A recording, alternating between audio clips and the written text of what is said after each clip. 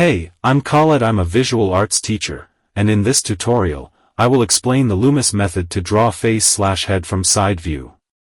I know that you are a little impatient to be able to draw portraits perfectly, but don't worry, I am here in this channel to help you move forward and progress.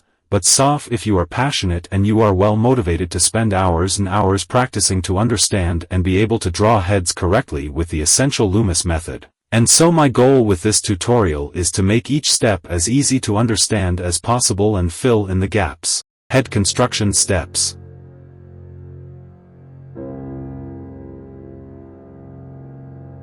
We've drawn the head using the Loomis method from the front on and side view perspectives, both of which are pretty simple, flat viewpoints.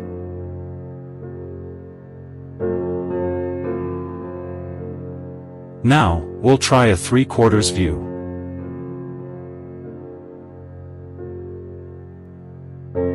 This ups the complexity a little as now we're going to have to start thinking in 3 dimensions.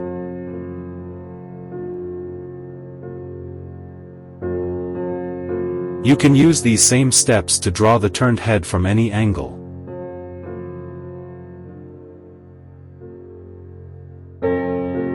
Whether that's 2/3, 3/4, or just about any other angle.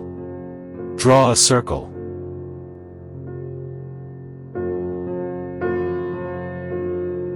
The key to successfully drawing a Loomis head from any angle is to remember that the outer circle, representing the cranial mass, is a simple ball shape.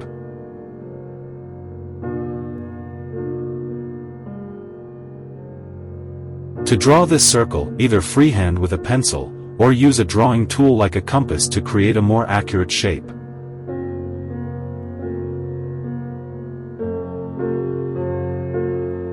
Start with light lines on the paper, as you'll likely want to erase these when you've finished your drawing.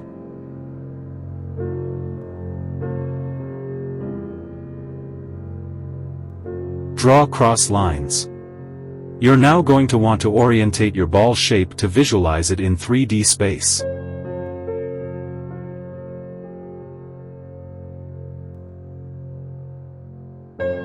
Use the brow line rubber band through the middle of the ball, horizontally, and another rubber band perpendicular to this to give yourself a 3D ball. If you're having trouble visualizing where these crossed lines should go, use this 3D model to help guide you.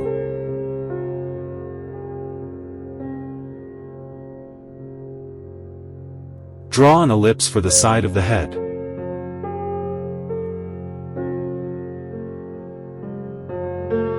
The inner circle, which appears as an oval in this early stage of the drawing, is a flat plane.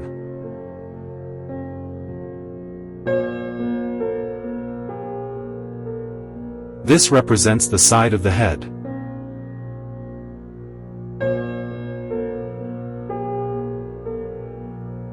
It's effectively a slice of the side of the ball shape.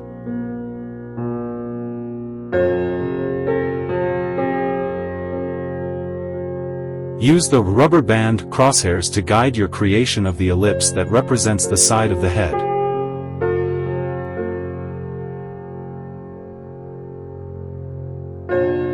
The equivalent slice on the other side of the head will be partially visible from certain angles, especially on the forehead where the plane change is most acute.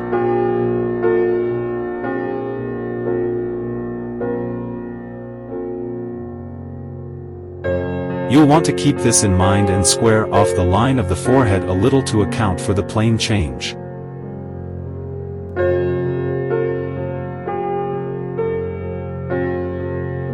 Draw a center line.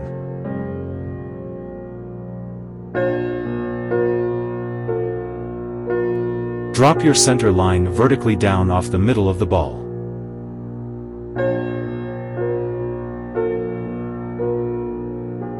This represents where the center of the front of the face will be, which splits each side of the nose and lips, each eye, chin, and eyebrows.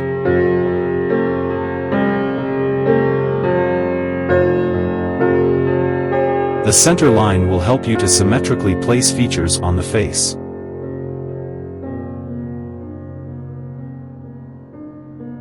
Mark guides for the nose, chin, and hair. The next step is to divide the face up and mark where the nose, chin and hair lines will go.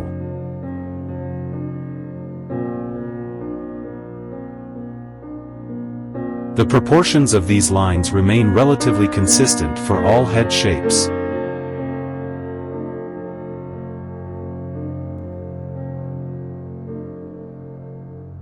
When looking at the proportions of the head, it can be broken down into thirds to help with accurate drawing.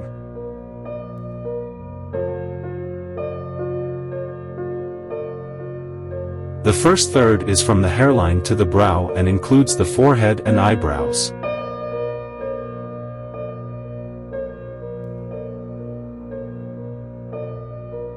Then, the second third is from the brow to the nose and consists of details such as eyes and nostrils.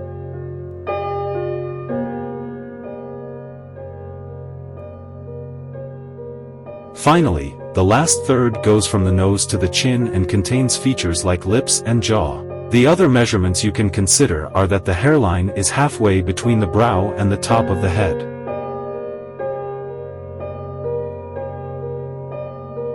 Then the nose is halfway between the brow and the chin.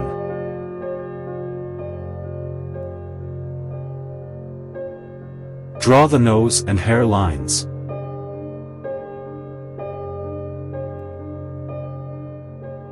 Mark off where the nose line will be parallel to the brow line above.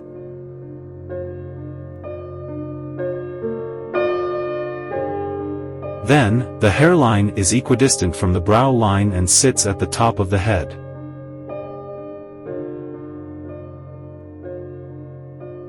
You can see the faint line for the hair at the top of the demonstration image.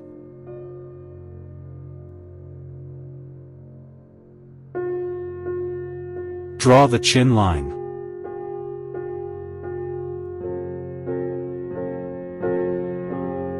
Drop that same measurement down to mark off the chin line. Each of your measurements should be about the same distance from one another, as measurements of thirds.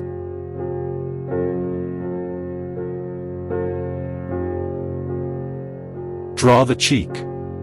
From the brow line at the outside of the ball, drop the cylinder shape of the far side of the face and jaw line down to the chin line.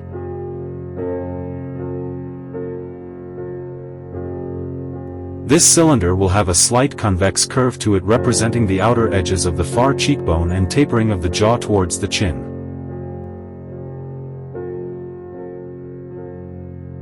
Mark the width of the chin.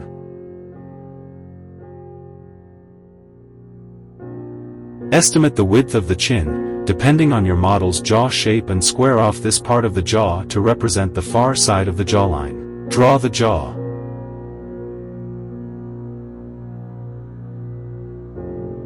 Line the near side jawline curve from the chin line, altering the tight curve change of angle just below the bottom of the sliced off ellipse to suit your model's jaw shape. Draw the ear. Draw the C curve in the appropriate bottom quadrant of the near side ellipse to represent the ear. Mark the plane of the face. You can now also drop a convex rhythm line from the corner of the near side brow down to the near side corner of the chin to represent the plane change of the full head shape. Constructing the planar eye sockets and brow. Now we need to start sculpting our 3D head. First, we're going to concentrate on the eye sockets and brow ridge. It's easier to conceptualize the eye sockets as a trapezoid-shaped overhang that's inset into the front plane of the face at an approximately 20 to 30 degree angle. We'll then draw a rhythm line from the outer and most inset lower corners of our overhang shape down toward the outer edges of the chin to create the lower part of our eye sockets. Constructing the nose. The nose, especially in a 3D view, can be a complicated beast, so we're going to want to simplify it. As you get more comfortable with the basic geometry of the nose, you'll get a feel for the shape of the nose and be able to estimate where in space it should be.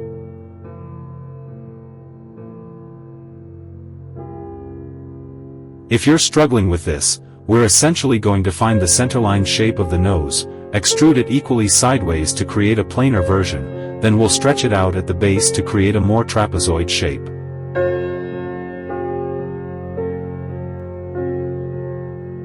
We'll also find where it meets the glabella so we can join it up to the brow. The nose center line. First, we'll find the triangular center line of the nose, bringing the top of the line to align roughly with the upper eyelids and inset slightly underneath the overhang of the brow.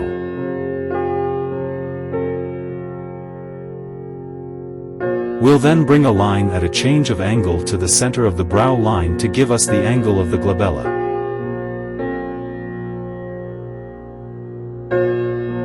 Finding the nose width.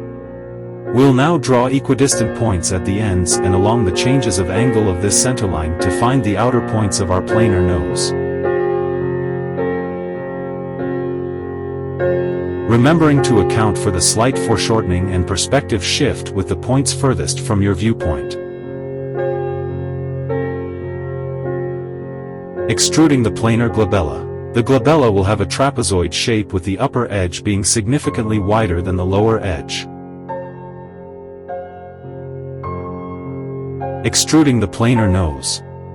The underside of the nose will form a trapezoid shape with it being wider at the base and narrower at the tip of the nose. Connect the lines to create our planar version of the main nose shape.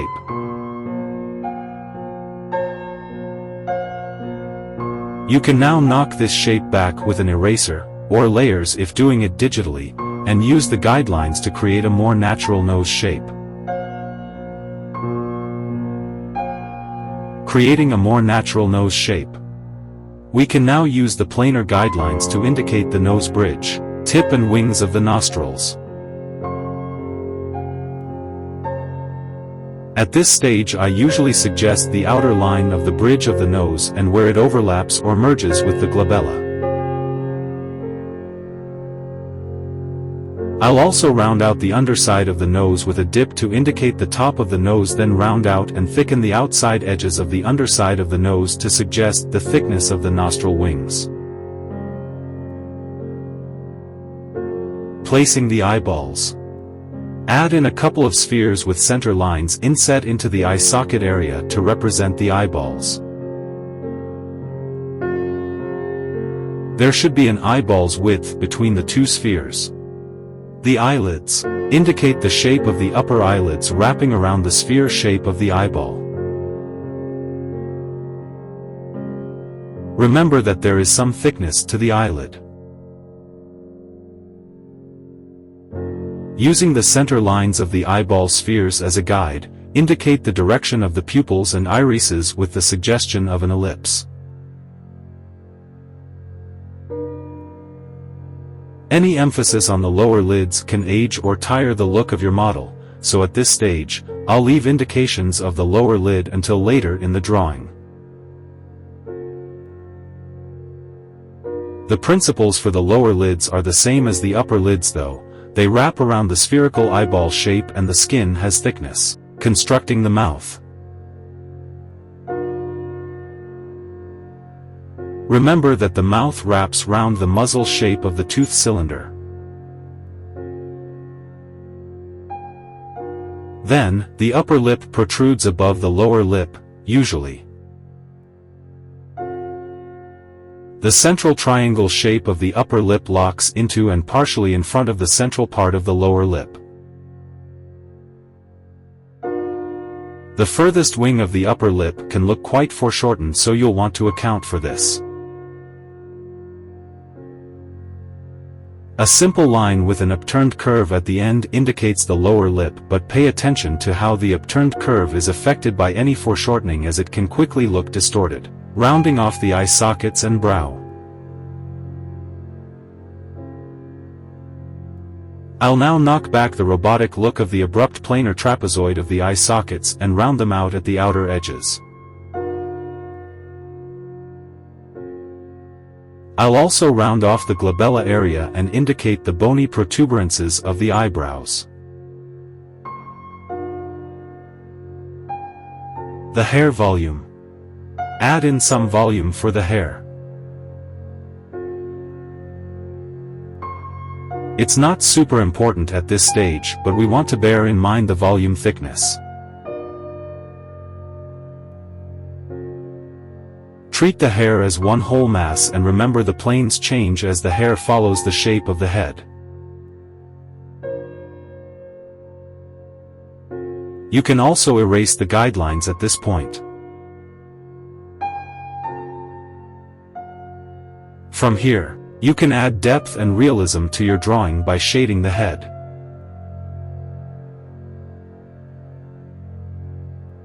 Use soft graphite pencils and choose your favorite shading technique to create contrast and accurate value transitions.